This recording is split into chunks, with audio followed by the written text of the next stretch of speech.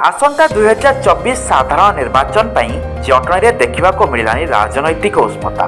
जटणी विधायक होगापी समस्त प्रार्थी आशायी बेले निज निजर कार्यक्रम आरंभ कर जटणी में डॉक्टर संतोष जेना स्वतंत्र रणनीति देखा मिली।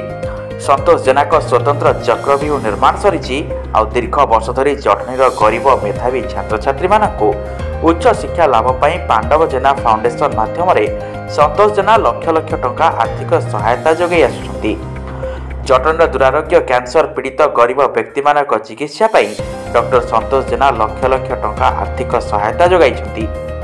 चक्षु रोग में पीड़ित गरीब व्यक्ति मानक समस्त सहायता जोगाई दे आसुछंती डॉक्टर संतोष जेना। या सहित जटणीर वरिष्ठ नागरिक मानक सदा सर्वदा सहयोग हाथ बढ़ाई था डॉक्टर। मते निमंत्रण करिछि जे आमे दल मत निर्विशेष विभिन्न अनुष्ठान तरफ 31 पंचायत 212 गाँव एवं नगर समस्त कार्यकर्ता समस्त मुख्य मुख्य कार्यकर्ता मैंने ये आसी पहुँचती। आपण को निमंत्रण होती आपण आसवे एवं निमंत्रण उद्देश्य होची जे विधानसभा क्षेत्र में अनेक नेतृत्व जाइछंती विधायक भाव विधायक होती एवं विधायक भाव लड़िया निष्पत्ति कर भितर आम आपण को विधायक भाव दिवाई निष्पत्ति करुछु। आपण ये प्रतिश्रुति देवे निश्चित भाव में आप विधायक 2024 मसीह लड़े एवं तांकर इच्छा को मो निष्पत्ति को मानिले बोली आशा करुछि एवं मानिले बोली भावुछि। यदि 2024 निर्वाचन रे कौनसी प्रार्थी एवं कौनसी जाति धर्म वर्ण निर्विशेष पार्टी निर्विशेष जेहेतु मो कौन दलभुक्त नहीं निष्पत्ति को साधारण जनसाधारण को निष्पत्ति को मानिने बोली निष्पत्ति करुछि। से निष्पत्ति से डाकी विभिन्न अनुष्ठान दलभुक्त ना निर्वाचन लड़ी पारि कहना खोर्धार विधायक इंडिपेंडेंट थे जीति थे विगत दिन पाख पड़िशा डेलांग सुपीर सत्यवादी बीजेपी प्रार्थी थी कि बीजेपी प्रार्थी थी कांग्रेस प्रार्थी थी कि इंडिपेंडेंट जीति थे। आम कौन दलभुक्त ना निर्वाचन को लेबू जीतवाई निष्पत्ति कर भाव साधारण जनता आशा को आकांक्षा को निश्चित भाव में मानि नेबी आशा करुँच। भविष्य जदि मु आसे जीतिकी आसे निश्चित भाव में 5 वर्ष व्यवधान निश्चित भाव 50 वर्ष परी 50 वर्ष भितर जो मैंने जहाँ कर देखे आशा करी। तेबे संतोष जेना निर्वाचन चक्रव्यूह युव छात्र और वरिष्ठ नागरिक सेनापति होगापी अंटा भी भिड़ी सारे। ए निर्वाचन रणक्षेत्र में नेतृत्व नहीं जटणी नागरिक सुरक्षा मंच।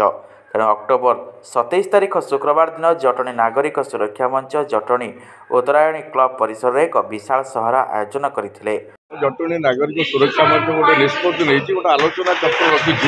प्रथम रखी संबर्धना सभा डॉक्टर संतोष जेना को, द्वितीय रखी आसंता 2024 निर्वाचन गोटे समीक्षा बैठक आमर हम आलोचना करा कौन कले जटणी निर्वाचन मंडल में गोटे शांति फेरी आसब अशांतिर वातावरण को दूर शांति प्रतिष्ठा निमंत्रण गोटे उद्यम कर जटणी नागरिक सुरक्षा मंच गोटे निष्पत्ति नहीं जटणी निर्वाचन मंडल 31 गोटी ग्राम पंचायत 23 वार्ड मध्य समस्त बुद्धिजीवी मान डकैक गोटे आलोचना चक्र कार्यक्रम आमर जटणी निर्वाचन मंडल में जो भाया उन्नति हवा कथा से भली उन्नति बर्तमान सुधा परिलक्षित हो पारि नाही।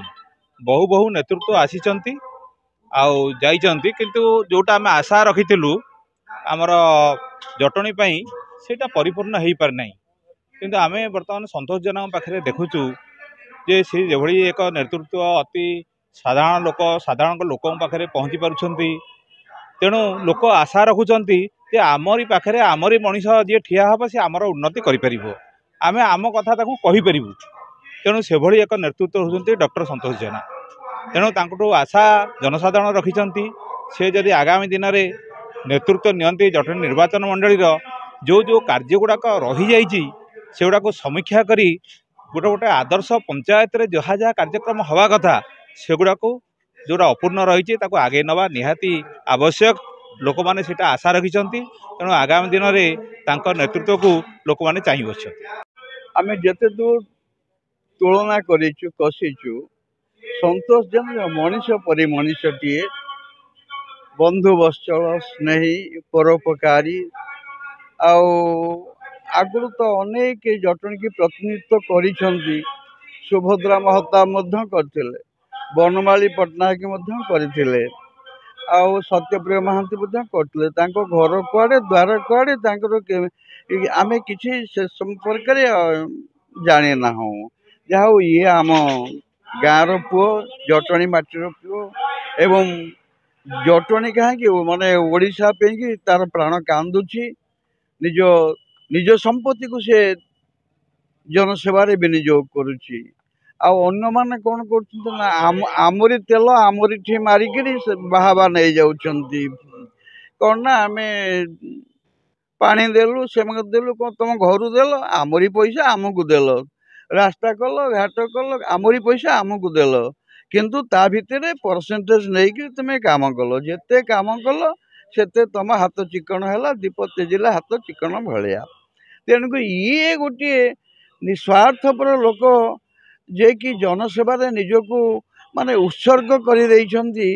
ତାଙ୍କ ଜେଜଙ୍କଠୁ ଆରମ୍ଭ କରି ବାପାଙ୍କଠୁ ଆରମ୍ଭ କରି ଏ ପିଢ଼ି 3 ପିଢ଼ି ହେଲା ସେ ଜନସେବା କରୁଛନ୍ତି। ଆଉ ଯଦି ଜନତା ତା ପ୍ରତିଦାନରେ ତାଙ୍କୁ ଗୋଟେ ଆସନରେ ବସେଇ ଦେଇ ପାରନ୍ତି ତାହେଲେ ହୁଏତ ଭଗବାନ ସନ୍ତୁଷ୍ଟ ହେବେ।